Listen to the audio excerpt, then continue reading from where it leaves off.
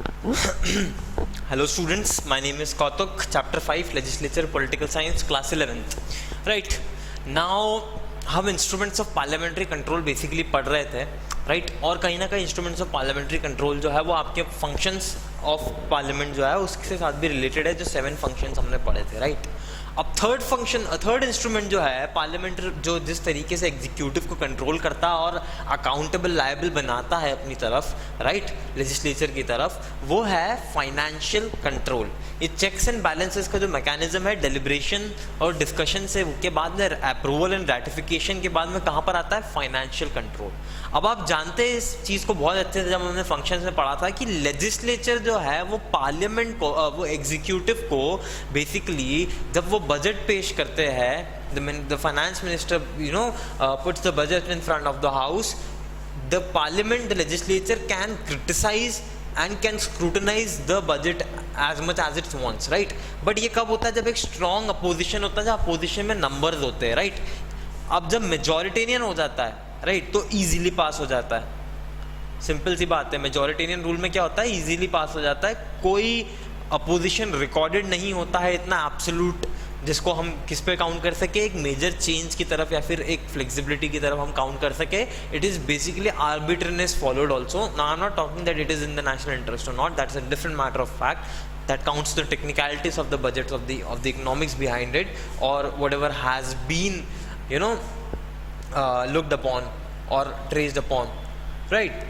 Now basically financial control के अंदर legislative government को वो जो भी रिसोर्सेज यूज़ कर रही है, बजट लेके आ रही है, उसके ऊपर क्या कर सकती है, डिस्कशन कर सकती है और गवर्नमेंट से क्वेश्चन कर सकती है, रिस्ट्रेन भी कर सकती है गवर्नमेंट को कि आप इस रिसोर्सेज को क्यों यूज़ कर रहे हैं, या why do you need that much of money, whatever money the government needs और is putting in policies, infrastructure और etcetera in the country, in the development of the country और the schemes और in any kind of thing, okay, or international relations or sanctioning loans, whatever money and resources are going from the pocket of government that the government is spending, the legislature can ask the executive and the concerned ministers and the prime ministers as to why, how and what have you used, and what is the authenticity or what is the requirement or need of that, and whether it is in the national interest or not.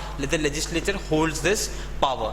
Well, how does they do that? There is basically the Comptroller and Auditor General of India, आप सबको पता है, CAG, और Public Accounts Committees होती है। इनकी जो reports आती है वो बेसिकली यही बताती है कि that how this things functions, the financial control of the country or the financial resources of the country, how are they being used, what is required. They basically reflect the truth, and these are what, constitutional authorities, right? So constitutional authorities have the highest privileges of the authenticity of their reports.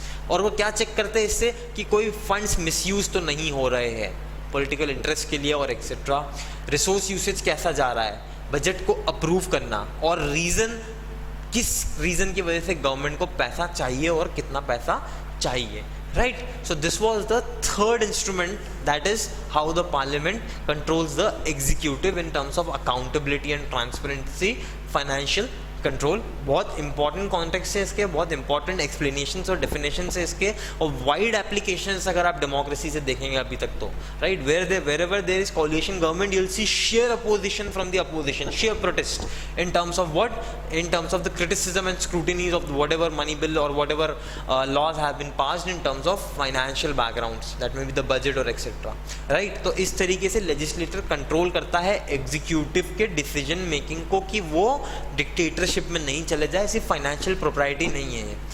So if you like this video please subscribe to personal tutors.